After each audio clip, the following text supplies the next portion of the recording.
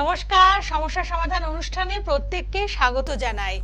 একান্ন কালীবাড়ি মন্দির এবং জয়শ্রী ঠাকুর রামকৃষ্ণ সেবাশ্রমের তরফ থেকে আপনাদেরকে আন্তরিক প্রীতি, শুভেচ্ছা এবং অভিনন্দন জানাচ্ছি। বাংলা নববর্ষের শুভ কামনা রইল আপনাদের প্রত্যেকের জন্য। প্রত্যেকটি বছর যাতে ভীষণ ভালো কাটে, মানে যারা একান্ন কালীবাড়ি মন্দিরের সাথে যুক্ত রয়েছেন তাদের তো প্রত্যেকটা সময় ভীষণ ভালো কাটবে, এটাই তো আমরা আশা করে থাকি। এবং বাসন্তী দুর্গাপুজোর সময় এটিও কিন্তু সাড়ম্বরে পালিত হয়ে থাকে একান্ন কালীবাড়ি মন্দিরে। কারণ আপনারা জানেন যে একান্ন কালীবাড়ি মন্দির মানে সেখানে কিন্তু সমস্ত উৎসব পালন হয় সাড়ম্বরে এবং আমাদের শাস্ত্রীয় সমস্ত বিধি মেনে। এবং রাজা সুরত ও সমাধি বৈশ্যের হাত ধরেই কিন্তু আমরা এখানে মানে আমাদের ভূমণ্ডলে শ্রী শ্রী বাসন্তী পুজোর সূচনা পেয়েছি। এবং বাসন্তী পুজো মানে এটাই হচ্ছে আসল দুর্গোৎসবের সময়। এবং এই সময় মানে অর্থাৎ এখানেও কিন্তু রয়েছে আমাদের নবরাত্রি, মানে 9টি রাত্রি পালন করা হয়ে থাকে, যেখানে মায়ের 9টি রূপের পুজো হয়। একান্ন কালীবাড়ি মন্দিরে তো মায়ের সমস্ত রূপ প্রতিষ্ঠিত রয়েছে, মানে মায়ের 51টি রূপ, যেই রূপ মা মানে যেখানে যেখানে মায়ের বিভিন্ন দেহের অংশ পতিত হয়েছিল, যেখানে যেখানে একান্ন সেই মহাপীঠ গড়ে উঠেছে, তার প্রত্যেকটি রূপের পুজো হয়ে থাকে, যেখানে সেখানে অবশ্যই নবরাত্রি পালিত হবে। এটা আসলে আপনাদের প্রত্যেকের জানা, কিন্তু তবুও আমরা প্রতি বছর এটা একটু আপনাদের স্মরণ করে দিতে চাই, কারণ এটা হচ্ছে একটা ভীষণ মঙ্গলদায়ক সময়। এবং এই যে একটা শুভ সময় যেখানে আমরা সমস্ত অশুভ শক্তির বিনাশ করে শুভ শক্তির উন্মোচন করব, সেই শুভ সময়কে আপনারা একেবারেই হাতছাড়া করবেন না। কারণ এই নবরাত্রির সময় হোক বা যে কোনো শুভ তিথিতে হোক, আচার্য অধ্যাপক জয়দেব শাস্ত্রী সবসময় প্রস্তুত আছেন আপনাদেরকে বিশেষভাবে সুরক্ষিত রাখার জন্য। তার বিভিন্ন যে টোটকা রয়েছে বা বিভিন্ন আপনাদের যে নিয়ম বিধি পালন করতে হয়, সেই সমস্ত কিছু নিয়েই আমাদের আজকের অনুষ্ঠানে আপনাদের জন্য উপস্থিত আছেন আপনাদের সকলের প্রিয় মানুষটি আচার্য অধ্যাপক জয়দেব শাস্ত্রী। স্বাগত জানাই। নমস্কার। নমস্কার। জয় শ্রী ঠাকুর রামকৃষ্ণ, জয় শ্রী ঠাকুর রামকৃষ্ণ, জয় শ্রী ঠাকুর রামকৃষ্ণ। সমস্যার সমাধান অনুষ্ঠানে আপনাদের সবাইকে স্বাগত জানাই। আমাদের জীবনে দুঃখ কষ্ট সুখ থাকবেই, এবং সেই দুঃখ কষ্ট যদি আমরা তাড়িয়ে দিতে পারি তাহলে কিন্তু সুখটা কিন্তু আমাদের চিরস্থায়ী হয়ে থাকবে। এবং অনেক সময় আমরা মনে করি যে দুঃখকে কাছে আনতে দেব না। দেখো, অনেক অনেক অনেক সময় দুঃখ কাছে চলে আসে আমাদের। আমরা যদি দেখি পৌরাণিক অনেক কাহিনীতে, যে নিজের লোকের সাথেই কিন্তু অশান্তি সৃষ্টি হয়, এবং নিজের লোকেরাই কিন্তু এমন এমন সময় তাদের রূপ দেখায় যখন আর কিছু করার থাকে না। দেখুন, তুমি খুব বিপদে পড়ে গেছো, তুমি খুব বিপদে পড়ে গেছো, এবং সেই বিপদের সময় তোমার পাশে তোমার কাছের লোকটাই নেই। তখন কিন্তু দেখছো যে তোমার বিপদে তোমার পাশের লোকটাই কিন্তু তোমার সাথে বেইমানি করছে। তখন কিন্তু তোমার মনটা ভেঙে যায়, তখন তুমি খুব ক্লান্ত হয়ে পড়ো, তখন তুমি নিস্তেজ হয়ে পড়ো, তখন তুমি শেষ হয়ে যাও। তখন সেই সময় দিশা হারিয়ে এখানে ওখানে ছুটতে থাকো, সেই দিশা পাও না। কিন্তু সেখানেই এমন একজন ব্যক্তির দেখা মিলে যায়, এবং সেই ব্যক্তি তোমাকে অনেক অনেক অনেক সাপোর্ট করে, এবং তোমাকে সে পথ দেখায়, দিশা দেখায়, রাস্তা দেখায়, এবং সেই রাস্তায় তুমি যখন চলতে থাকো একদম সাকসেস, সাফল্যের দিকে কিন্তু চলে যাও। এবং এখানেই কিন্তু আমার এই অ্যাস্ট্রোলজি, ওই যে যে ব্যক্তিটাকে তুমি খুঁজছো, যে ব্যক্তিটাকে পেয়ে গেছো, সেই ব্যক্তিটা কিন্তু আমি বা আমার মতো কেউ। কারণ এখানে অ্যাস্ট্রোলজির ভূমিকাটা কথা। আজকে আমি এমন এমন কিছু জিনিস নিয়ে তোমাদেরকে বলবো যে জ্যোতিষের ভূমিকাটা কোথায়, জ্যোতিষী তোমাদের লাইফটাকে কিভাবে চেঞ্জ করতে পারে, একজন অ্যাস্ট্রোলজার তোমাদের জীবনে কতটা পরিবর্তন নিয়ে আসতে পারে। আজকে কিন্তু আমি বলবো, অনেকের ধারণা থাকে যে আমার দুঃখ, আমার কপাল, আমার সুখ একজন জ্যোতিষী কিভাবে আমাকে হেল্প করতে পারে, একজন জ্যোতিষী কিভাবে পারে আমি যে সাফল্যের দিকে যাব সেই রাস্তা দেখাতে। হ্যাঁ বন্ধুগণ, দর্শক বন্ধু, তোমাদের সবাইকে একটা কথা বলবো যে আজ যে কথাগুলি আমি বলবো সেই কথাগুলি মনোসংযোগ করে শোনো, বা মনটা দিয়ে শোনো। এবং আজকে যদি কোনো কথা তুমি বুঝতে পারো, বা তুমি যদি কোনো কথা মেনে চলো, জীবনে আর দুঃখ থাকবে না। কে আছো আমাদের সাথে? কে আছো বলো? হ্যালো। হ্যাঁ, নমস্কার। নমস্কার, বলুন। বলুন। হ্যাঁ, জয়শ্রী ঠাকুর রামকৃষ্ণ। জয় শ্রী জয় শ্রী ঠাকুর ঠাকুর রামকৃষ্ণ। রামকৃষ্ণ। বলো। আমি আসানসোল থেকে বলছিলাম। ইয়েস, বলো। বলছি, আমি একটা প্রপার্টি কিনেছিলাম একজনের থেকে। হ্যাঁ। তো তাকে 8 টাকা দেওয়া আছে। হুম। এবার বাকি 8 টাকাটা দিলে মানে পুরো জায়গাটা আমার দখলে হয়ে যেত। মানে মানে তোমাকে ই করে দেবে, মানে বইটা সেরকম ভাবেই হচ্ছিল। রেজিস্ট্রি করে দেবে। এখন হ্যাঁ, তো এখন 8 টাকা নিয়ে এখন জমিটাও দিতে চাইছে না, টাকাটাও ফেরত দিতে চাইছে না, এটা নিয়ে আমার কেস চলছে। যদি আপনি একটু বলে দেন কতদিন আমার এরকম একটা দেখো, তোমার সত্যি কথা, সময়ের মধ্যে দিয়ে যাবে, আমি বুঝতে পারছি না কিছু। তোমাকে একটা কথা বলি। প্রথম কথা, এই যে কেস এমন একটা জিনিস, এটা চলতেই থাকে চলতেই থাকে চলতেই থাকে। আমাদের সমাজ ব্যবস্থার এর একটা অঙ্গ, বা এইখানে এই যে কেস, এই কেসটা আমরা শুনতে যতটা সহজ মনে হয়, কিন্তু এটা যারা বহন করে তারা জানে যে কতটা কঠিন। তো আমি মানে সব আপনার কাছে আমি সলিউশন পাবো কি? একদম একদম একদম টেনশনের মধ্যে রয়েছে। একদম একদম তুমি পাবে, কিন্তু তার আগে একটা জিনিস তুমি শোনো, যে কেসটা যেটা তুমি তোমার করা হয়েছে বা তোমার কেস হচ্ছে, কে করেছে না করেছে সেই বিতর্কে আমি যাচ্ছি না। শুধু একটা কথা বলবো, যে কেসটার সলিউশনটা এখানেই, যে তোমরা দুজন, যে দুজন আছো যে কেস করেছে, বা তুমি যদি কেস করো বা যে করেছে, এই আমি দুজনকে, চেষ্টা করেছি। এই তোমাকে এই দুজনকে বসে মীমাংসাটা করতে হবে।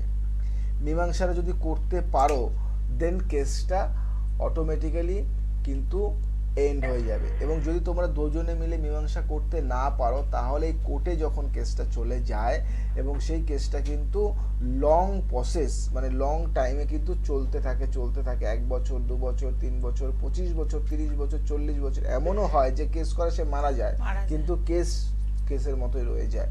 তো সেই জায়গা থেকে আমি তোমাকে বলবো যে এমন কিছু করে দেব, যে ব্যক্তিটার বিরুদ্ধে তুমি কেস করেছো বা জমি সংক্রান্ত যে যে মানুষটার সাথে কেস করেছো, যাতে সে সামঞ্জস্য হয়ে যাতে ঠিকঠাক করে দেয়, এমন কিছু ব্যবস্থা বা এমন কিছু প্রসিডিওর আমি করে দেব। সেটা তুমি করলে তুমি দেখবে এই কেস থেকে কিন্তু অনেকটা মুক্তি পেয়ে যাবে। এবং এই কেসটা আমার মতে, এই কেসটা যদি তোমরা দুজনে আপোষে যদি সব ঠিকঠাক হয়ে যায়, তাহলে তো কেসটা চলার কোনো সমস্যা থাকে না, বা এটা না চললেও ভালো। যদি তোমাদের মধ্যে যদি তুমি যা চাইছো, তাহলে আমি যা চাই সেটা যদি আমি পেয়ে যাই, তাহলে কেন আমি কেস করব, তাই তো? তাহলে তুমি যেটা চাইছো সেটা যাতে পেয়ে যাও, সেই ব্যবস্থা যদি আমি করে দিই। কি করবো? হ্যাঁ, এখন কি করবে? এখন তোমরা দুজনে একসাথে বসে মীমাংসা করবে, এবং এই মীমাংসায় যাতে তুমি সফল হও বা তুমি যাতে সাফল্য পাও, সেই ব্যবস্থাটা আমি দেব করে। এবং যখনই ঠিক হয়ে যাবে, তখনই দেন তোমরা একসাথে মিলে কেসটাকে উইথড্র করে নেবে। ঠিক আছে? আচ্ছা আচ্ছা। এবার এবার আপনি একটু তাহলে সলিউশনটা দেন। একদম একদম সলিউশনটা একটা কথাই বলবো। দেখো, এইগুলি তো একটা বড় কেস বা বড় সমস্যা।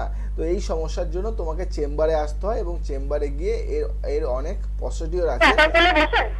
আসানসোল না, তুমি আমাকে দুর্গাপুরে পাবে, বর্ধমানে পাবে, আসানসোলে তুমি পাবে। তুমি নিচে যে নম্বরটা আছে, ওই নম্বরটায় তুমি কন্ট্যাক্ট করো। তার আগে তোমাকে একটা কথা বলি, তোমাকে আমি বলবো, যে ব্যক্তিটার নাম দিয়ে তুমি কেসটা করেছো, বা যে ব্যক্তিবর্গর উপর দিয়ে তুমি কেসটা করেছো, যে কারো নামে তুমি কেস করেছো, সেই ব্যক্তিটা যাতে তোমার কথা শোনে, সেরকম একটা সিম্পল একটা টোটকা দিচ্ছি, তুমি শোনো।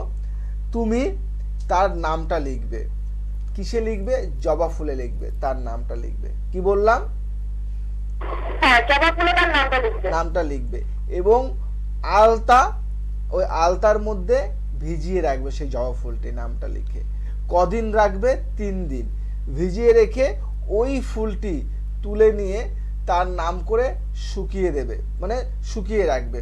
শুকিয়ে রাখার পরে মানে শুকনো হয়ে যাওয়ার পরে তুমি কর্পূর দিয়ে, লবঙ্গ দিয়ে, এলাচ দিয়ে সেই জবা ফুলটিকে তুমি জ্বালিয়ে দেবে। জ্বালিয়ে দিয়ে, হ্যাঁ, আগুনে জ্বালিয়ে দেবে কর্পূর দিয়ে। পুড়িয়ে দিয়ে যে ছাইটা হবে, সব বলে দিচ্ছি আমি, যে ছাইটা হবে, সেই ছাইটি তুমি কপালে ফোঁটা দিয়ে ওই লোকটির কাছে যাবে। ওই লোকটি 3 দিন পরস্পর যাওয়ার পরে 4 দিনের দিন যদি তোমার সামনে দাঁড়িয়ে তোমাকে ডেকে যদি কথা না বলে, আমায় ফোন করে বলবে তুমি এই যে টোটকাটা দিচ্ছ কিচ্ছু হয়নি। তুমি এটা করার পরে যাবে, কখন করবে, চেষ্টা করবে স্নান করার পরে করার, না হলে চেষ্টা করবে সূর্য অস্ত যাওয়ার পরে করার, চেষ্টা করবে সকালে একদম মর্নিং ভোরে যখন সূর্য ওঠেনি তখন করার। এই 3টে টাইমটা করার চেষ্টা করো, দেখবে অসাধারণ ফল পাবে। তারপরে তো আমি আছি, সমস্যার সাময়িক কিছুটা হলেও কিন্তু এই টোটকার মাধ্যমে অনেকটাই নিস্তেজ হয়ে যাবে। আর তোমাকে বলি আমি, তুমি যদি মনে করো গার্জিয়ান নিয়ে ফ্যামিলি নিয়ে আমার চেম্বারে দেখা করতে পারো এই বিষয়ে, কারণ এটা আমি আমার হাজবেন্ডকে নিয়ে যাব। আচ্ছা আচ্ছা, এটা একটা টাফ সমস্যা আছে, এটার জন্য আমি আছি। ঠিক আছে, ঠিক আছে, আপনি ভালো থাকবেন।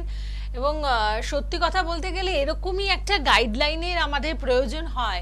এবং মামলা সংক্রান্ত ব্যাপারই শুধু নয়, বিভিন্ন ক্ষেত্রে আমরা মানে দিগ্ভ্রান্ত হয়ে পড়ি, এক একটা জায়গায় মানে ডিসিশন আমরা কিছুতেই নিতে পারি না। কথা বলি, সিম্পল একটা কথা, মধ্য কথা হলো, আজকে আমি জয়দেব শাস্ত্রী, আজকে আমার তোমার সাথে ঝামেলা অশান্তি হচ্ছে, আবার কালকে আমাদের মিটে যাবে, যাবে তো। এইবার আমার মনে হলো তোমার সাথে ঝামেলা কিচ্ছু না, তোমার নামে জাস্ট আমি একটা কেস দিয়ে দিয়ে আসলাম কোর্টে, আমাকেও যেতে হলো, তোমাকেও যেতে হলো, সময় নষ্ট, আমারও সময় নষ্ট, এই করতে করতে করতে করতে এটা ঝুলছে। কোনো কারণে যদি তুমি 1 দিন 2 দিন তুমি যদি তুমি হাজিরা না দাও, তোমার নামে ওয়ারেন্ট বেরিয়ে যাবে, তোমার জেল হয়ে যাবে। এবং এই যে ঝামেলা, দেখা গেল তুমি এমন একদিন তুমি সেখানে তোমার মানে ডেট পড়লো, হাজিরার ডেট পড়লো, সেদিন তোমার অনেক অনেক অনেক অনেক কাজ রইলো, এবং সেই কাজগুলি তোমার ঠিক। আর একটা প্রচলিত কথা আছে না, মানে যে কেস করে, যার বিরুদ্ধে করে, তারা দুজনেই কিন্তু ক্ষতিগ্রস্ত হয়, লাভবান হয় শুধু যিনি উকিল থাকেন। একদম একদম রাইট। এখানে দেখো কেস একটা তুমি করবে, কোন উকিল আমি লিখে দেব ম্যাক্সিমাম, মানে দেখো ভালো নেই, ভালো আছে, কিছু পার্সেন্ট উকিল আছে যারা তোমার কেসটা পাওয়া মাত্রই ও বারণ করবে, না না কেস তুলিস না, তুই নত হবি কেন, বারণ করলো। বারণ করার মানেটা কি? বারণ করার মানেটা হলো যাদের তুমি কেস চালিয়ে যাও আমিও টাকা পাচ্ছি। তো এই যে কিছু কিছু জিনিসটা যে আমি বলবো, আজকে আমি জানি, কেন আমার অনেক লয়ার ফ্রেন্ড রয়েছে, বন্ধু আছে, অনেক দাদারা আছে, আমার আত্মীয়দের মধ্যে অনেকে আছে উকিল, আমার রিলেটিভের মধ্যে অনেকে আছে লয়ার। তো সেই জায়গায় আমিও বলছি, আমিও তোমাকে বলি, ল সম্বন্ধে আমার একটু জ্ঞান রয়েছে, কেন ল নিয়ে একটু কালচার করছি আমি এটা নিয়ে আমি পরবর্তী 2-1 বছরের মধ্যে আমি তোমাকে জানাবো কেন আমি এই কথাটা বললাম। হয়তো 2 থেকে 3 বছরের মধ্যে জানতে পারবে যে কেন আমি এটা বললাম, যে ল নিয়ে আমিও জানি কিছু। তো এখন বলছি না, কারণ ল, আইন, সাংবিধানিক সংগঠনের ধারা বা সমস্ত কিছু তোমাকে জানতে হবে। একটা কেসের ধারা আছে, সেই ধারাগুলিকে তোমাকে জানতে হবে। এবং একজন লয়ার সে পারে একজন সাধারণ মানুষের সমস্যার সমাধানটা তার আইনত দিক থেকে, অনেকে আছে আইন জানে না, অনেকে আছে সাংবিধানিক বা সংবিধানের অনেক কিছু সে জানে না সাধারণ মানুষ, এবং সে কিছু ভুলবশত কাজ করে ফেলে, এবং সেই কাজে সামান্য সামান্য সাজা হয়, এবং সেই সাজাটা হয়তো মুকুবও হয়ে যায়। কিন্তু একজন লয়ার, একজন উকিল, তাকে ভয় দেখিয়ে দেখিয়ে দেখিয়ে দেখিয়ে ওই কাজটাকে এমন করে তোলে, ফুলিয়ে ফাঁপিয়ে একদম বড় সড়ক করে তুললো। এবং সবাই যে খারাপ তা বলছি না, আমি কি বললাম, এমন এমন লয়ার আছে যাদের মানে নিজের গাটের টাকা দিয়েও তাকে অনেকটা হেল্প করার চেষ্টা করে, আমি দেখেছি, আমি চিনি। তো সেই জায়গা থেকে আমি তোমাকে বলবো যে কখনো চেষ্টা করবে যে কেস খামারির মধ্যে যাবে না, কারণ কেসটার মধ্যে গেলে গ্রহগত দিক থেকে তুমি অনেকটা ডাউন হয়ে পড়বে। তোমার যদি কোনো কেসের মধ্যে, এবার দেখো তোমাকে মিথ্যা কেসে যদি যারা তোমাকে তো লড়তে হবে সেটা আলাদা কথা, কিন্তু তুমি নিজে থেকে, অনেকে আছে এই করে কেস করে দিচ্ছি, না একদম না। কেস জিনিসটা খুব খারাপ। আমার ক্ষমতা আছে, আমার পাওয়ার আছে, আমি ফোন করে দিলাম, আমি কোর্টে গেলাম, আমার লয়ার আছে, আমার টাকা আছে, আমি ওকে নামে কেস করে দিলাম, এটা খারাপ জিনিস। কেন তুমি তোমার পাওয়ারের সৎ ব্যবহার না করে তুমি অসৎ ব্যবহার করছো, তার নেগেটিভ ভাইব তোমাকে পড়তে হবে। এমন একটা দিন, এমন সময় তোমারই ডাক পড়লো, সেদিন তোমার যেদিন ভাইটাল কাজ, অনেক অনেক অনেক অনেক মানে ইম্পর্টেন্ট কাজ, হয়তো সেদিন তোমার 10 থেকে 20 লাখ 50 লাখ টাকার একটা ডিল হচ্ছে, তুমি বড় লোক, তো তোমার ভালো ভালো কাজ হচ্ছে, সেই সময় তুমি আর যেতে পারলে না, ওই সামান্য একটু ইগোর জন্য তুমি ওখানে তোমাকে হাজিরা দিতে হলো জজের সামনে। তুমি জানো না সেই দিনই তোমার 50 লাখ টাকার হয়তো সেই ডিলটি নষ্ট হয়ে গেল। এরকম আমি বহু দেখেছি, বহু একদম। লোক, বহু ক্লায়েন্ট আছে যারা আমি অনেক কেস সমাধান করে দিয়েছি, অনেক অনেক, যে কেসটা হয়তো আর কিছুদিন চললে তার জীবন শেষ হয়ে যেত, সেই কেসটাকে আমি উইথড্র করিয়ে তাকে মিউচুয়াল করিয়ে আমি ঠিকঠাক করে দিয়েছি, একদম। এরকম বহু কেস। মানে এখন হচ্ছে কি, মানে যারা অলরেডি আইনি সমস্যার মধ্যে ফেসে রয়েছে তাদের ক্ষেত্রে অবশ্যই আপনার কাছে আসবেন। মানে আমি তোমাকে একটা এবং- কথা বলি, জয়দেব শাস্ত্রী জ্যোতিষ একজন অ্যাস্ট্রোলজার তোমরা জানো, কিন্তু একাধারে তুমি যোগবিদ জানো, তো সেরকম ভাবে আমি প্রচুর কিছু নিয়ে কালচার করি, এবং মানে ক্রিটিক্যাল সমস্যা যেগুলি আইনত সমস্যা, তোমরা ভাবছো যে আমি আইনের মধ্যে জড়িয়ে পড়ছি, দীর্ঘদিন মানে উকিলের চক্কর কাটছি, দীর্ঘদিন কোর্টের চক্কর কাটছি, দীর্ঘদিন ধরে আমাকে ফাঁসানো হচ্ছে, ডিভোর্স কেসটা কিছুদিনের মধ্যে শেষ হয়ে যায়, কিন্তু সেটা 12 বছর ধরে শেষ হচ্ছে না, আমি বিয়ে করতে পারছি না ডিভোর্সটার জন্য। আমার টাকা আছে, পয়সা আছে, উকিল জানে, উকিল শুধু ভাবে এইভাবে বাহানা করে করে পয়সা নিয়ে যাচ্ছে। অনেক সময় দেখা যায় যে আমার সন্তান, নিজের সন্তান 12-14 বছর বয়স, কিন্তু আমার কাছে আসতে পারছে না, সেই উকিলটি এবং এমন এমনও এমন দেখা কথা যায় বলে। মানে ছেলে বাবার বিরুদ্ধে কেস করেছে, একদম, এগুলো তো এমন এমন দেখা দেখা যায়। যায় আমার সম্পত্তি, আমার আমার বাউন্ডারি, আমার দলিল, আমার পর্চা, আমার খাজনা, আমার মিউটেশন সবকিছু আছে, কিন্তু কোনো কারণে সেই জমিতে আমি পা রাখতে পারছি না, আমি বাড়ি করতে পারছি না। আমার আমার পৃথিবীতে আমার বলে কিছু নেই, এগুলি ভুল কথা, তবু আমি বলি যে আমার নামে কিছু জিনিস আছে, সেই জিনিস যদি আমি ব্যবহার না করতে পারি তখন কতটা কষ্ট হয়, কতটা দুঃখ হয়, কতটা ব্যথা হয়, সেটা আমি জানি। আচ্ছা, একজন ফোনে আছে। কে আছে আমাদের সাথে? নমস্কার, বলুন কে আছেন? হ্যালো। নমস্কার, আমি নমস্কার। আর্য দত্ত বলছি। নমস্কার হ্যাঁ নমস্কার। হ্যাঁ হ্যাঁ, বলুন। আমি আমার বিষয়ে জানবো। আমি দাদার প্রোগ্রাম দেখি, আমার খুবই ভালো লাগে দাদার প্রোগ্রাম। আচ্ছা, থ্যাংক ইউ ধন্যবাদ। ধন্যবাদ, অনেক অনেক অনেক অনেক অসংখ্য ধন্যবাদ। এবং তোমাকে একটা কথা বলবো যে আমার প্রোগ্রাম দেখো, ভালো লাগে, কিন্তু জয় শ্রী ঠাকুর রামকৃষ্ণ কি বললে? হ্যাঁ, জয় শ্রী ঠাকুর রামকৃষ্ণ। হ্যাঁ, জয় শ্রী ঠাকুর রামকৃষ্ণ। জয় শ্রী ঠাকুর রামকৃষ্ণ, এটা বলতে হয় যে বাবার নাম আগে, বাবার নাম নিয়ে তারপরে আমাকে বলতে হবে। তো তোমাকে একটা কথা বলি যে জীবনে বড় হতে গেলে সবসময় ঈশ্বরের অনুগত হওয়া ভালো, বা ঈশ্বরের নাম নিয়ে চলা ভালো। দেবতা, ভগবান, ঈশ্বর, তার নাম নিয়ে না চললে সাকসেস, সাফল্য আসে না। আমরা যত বড় হয়ে যাই না কেন, সেই ঈশ্বরের পদতলে আমাদের থাকতেই হবে, ঈশ্বরের পায়ের নিচে আমাদের ঠাঁই। আচ্ছা, তোমাকে একটা কথা বলি, তুমি জানতে চাইছো তোমার সম্বন্ধে, তাই তো? হ্যাঁ হ্যাঁ। আজকে এমন একটা বিচার করব না, মজার বিচার। দেখো, অনেক রকম ভাবে আমি দিয়েছি বিচার, আজকে বলবো যে কিচ্ছু জানতে চাইবো না আমি তোমার কাছে, কিচ্ছু না, না কিচ্ছু, কোনো মাধ্যম না। মানে মানে বহু লোকে বলে দাদার ওই মাধ্যমটা তো একটা অন্যরকম মাধ্যম, ওটা ওটা। আজকে দেখো কি মাধ্যম, তুমি জানতে চাইছো, 4টে কোশ্চেন আছে তোমার, 4টে কোশ্চেন মনের মধ্যে। একটা আছে তোমার সব থেকে বড় যে কোশ্চেনটা, সেটা হলো তোমার বিবাহ নিয়ে। আর একটা কোশ্চেন রয়েছে, সেটা হলো যে কোশ্চেনটা খুব কম মানুষের থাকে, সেটা হলো যে তোমার বিবাহ হয়ে সন্তান হবে কি হবে না। মানে বহু লোকের কোশ্চেন থাকে সে চাকরি করবে কি, কর্মে সাফল্য পাবে কিনা, কিন্তু তোমার কোশ্চেনটা একটু আলাদা, আমি বিয়ে নিয়ে এবং আমার সন্তান হবে কি হবে না। কোনো কারণে আচ্ছা, তুমি, তাই তাই কি? একদমই ঠিক, একদমই পুরো। আমি এটাই জিজ্ঞাসা করতে এবং যাচ্ছিলাম। 3 নম্বর আচ্ছা। কোশ্চেন যেটা হলো যে তুমি বিদেশ যেতে পারবে কিনা, তাই তো? হ্যাঁ, এমনি একবার মানে এমনি সুযোগ এসেছিল, কিন্তু যেতে পারিনি, তো সেজন্য এটাও আমার জানার ছিল। আর আচ্ছা, 4 নম্বরটা আরো মজার, বলবো? হ্যাঁ বলুন। 4 জানেন। নম্বরটা বললে কিন্তু তুমি কিন্তু ঝামেলায় পড়তে পারো। যে তোমার 4 নম্বরটা হলো যে আমি মানে পার্টির খুব একটা ভালো জায়গায় আছি, মানে আমি মানে সেখানে সাইন করতে পারবো কিনা, তাই তো? হ্যাঁ একদম। মানে পার্টিতে তুমি খুব মানে ভালো জায়গায় রয়েছে, এটা ম্যাজিক। কিন্তু কি করে বলা যায় যে তুমি কি জানতে চাইছো আমার কাছে? মানে এই যে ম্যাজিক জিনিসগুলি, এগুলিও কিন্তু বিচারের আওতায় পড়ে এবং এটাও কিন্তু অ্যাস্ট্রোলজির একটা পার্ট। এবং এই জিনিসগুলি বহু লোক জানার চেষ্টা করেছে। আমার চেম্বারে অনেক ব্যক্তি আসে, অনেকেই বলে দাদা আমি কিছু বলবো না, আগে তুমি বলবে। আমি বলি একদম, এটাই তো চাই, আমি বলবো তোমাকে কি সমস্যা এসছো। এবং তোমাকে একটা কথা বলি, তুমি রাজনীতির বড় পদে যাবে, অনেক বড় পদে, বাহ, অনেক বড় পদে। তো আমার তো অনেক রকমের সমস্যা চলছে। আমি তোমায় বলে দিচ্ছি, সমস্যা একটাই চলছে, কি জানো তো? সেটা হলো তোমার অর্থ সম্পত্তির অভাব নেই, সমস্যা একটাই, তোমার পারিবারিক সমস্যা প্রচুর। মানে পারিবারিক অশান্তিটাই কোনো কারণে মিটছে না এবং তোমার বিয়েতে কেউ যেন আগ্রহী না।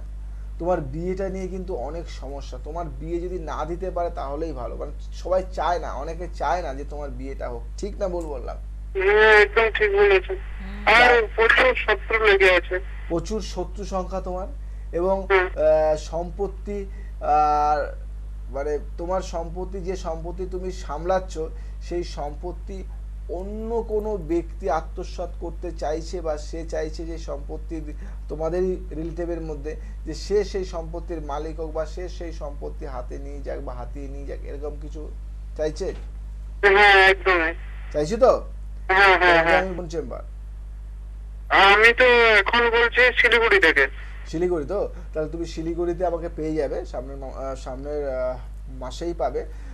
তুমি একটা কাজ করো, যে নিচে যে নম্বরটা আছে ওই নম্বরে সকাল 10টা থেকে বিকেল 5টার মধ্যে তুমি কন্ট্যাক্ট করে নেবে, ঠিক আছে? হ্যাঁ স্যার। ওকে, ভালো থাকো। ঠিক আছে, আপনি জয় ভালো শ্রী রাম। থাকবেন একদম। এবং সত্যি আমাদের সমস্যাবহুল জীবন থেকে আমরা রক্ষা পাওয়ার জন্য এই অনুষ্ঠানে মানে আপনারা ফোন করেন এবং বিভিন্ন সমাধানের রাস্তাগুলো আমরা দিয়ে দিই, কিন্তু সঠিক সমাধান মানে অ্যাকচুয়াল সমাধান পেতে হলে আপনাদের অবশ্যই চেম্বারে যোগাযোগ করতে হবে। এবং আজকে যেটা নিয়ে মানে আমাদের এই অনুষ্ঠানের অধিকাংশ সময় যে বিষয়টি নিয়ে আলোচনা হলো সেটা হলো শত্রুতার ক্ষেত্রে।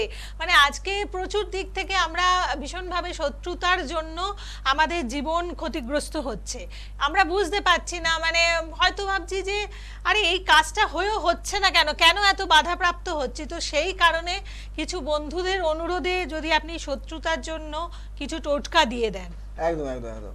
আমি তোমাদের একটা কথা বলি, সিম্পল একটা টোটকা শোনো। তুমি একটা লক্ষ্মী করি নেবে আর একটা গোমতী চক্র নেবে, দুটো জিনিস নেবে, নিয়ে না ওটাকে জ্বালিয়ে দেবে, জ্বালিয়ে দিয়ে সেটা কর্পূর দিয়ে জ্বালাবে, জ্বালিয়ে দিয়ে দেখবে হালকা একটা আবরণ বা আর 3, আবার লিখবে 3 2 3, আবার লিখবে 3 2 3, আবার লিখবে 3 2 3, এরকম পরস্পর লাইন করে লিখে যে সংখ্যাটির যোগফল হবে সেই সংখ্যাটি পাশে পাশে লিখে দেবে। লিখে তোমার কাছে সেই ব্যক্তিটির নামটা লিখে রেখে দেবে তোমার মানি ব্যাগ বা পার্সে, যাও তার সামনে, দেখো কি হয়। এই টোটকাটি করো, দুর্দান্ত রেজাল্ট পাবে। সময় নেই, সময়ের সাথে সাথে চলতে হয়। যদি মনে হয় এই প্রোগ্রামটি তোমরা ইউটিউব চ্যানেলে দেখবে, তাহলে অ্যাস্ট্রোলজার জয়দেব শাস্ত্রী এই চ্যানেলটি সার্চ করতে পারো, বা অ্যাস্ট্রোলজার 2020 এই চ্যানেলটি কিন্তু সার্চ করতে হবে। অ্যাস্ট্রো জয়দেব শাস্ত্রী 2020 এই চ্যানেলটি সার্চ করে দেখতে পারো, বা 51 কালীবাড়ি এই চ্যানেলটিও সার্চ করে তোমরা দেখতে পারো। আজ আসি, আবার আসবো নতুন কিছু নিয়ে। ভালো থাকো, সুখে থাকো, সবাই ভালো রাখো। জয় শ্রীরাম। 51 কালীবাড়ি মন্দির আজ রাজ্যের সীমানা ছাড়িয়ে সারা ভারতবর্ষ জুড়ে একটি অত্যন্ত প্রসিদ্ধ মন্দির, একটি অত্যন্ত জাগ্রত মন্দির। এই দিদি আজ কালী পুজোর অমাবস্যা তিথিতে সুদূর আসাম রাজ্য থেকে এখানে এসেছেন। আসাম থেকে এসেছেন তো? কি কারণে আসলেন এখানে? আহুতির কারণে যজ্ঞ। মন্দিরে আগে এসেছেন না কিভাবে, মানে মন্দির সম্বন্ধে আপনি জানলেন, তারপরে এখানে এসে আপনার কেমন লাগলো? টিভিতে সাইড দেখেছিলাম। আচ্ছা, এই সময় ভালোই লাগে।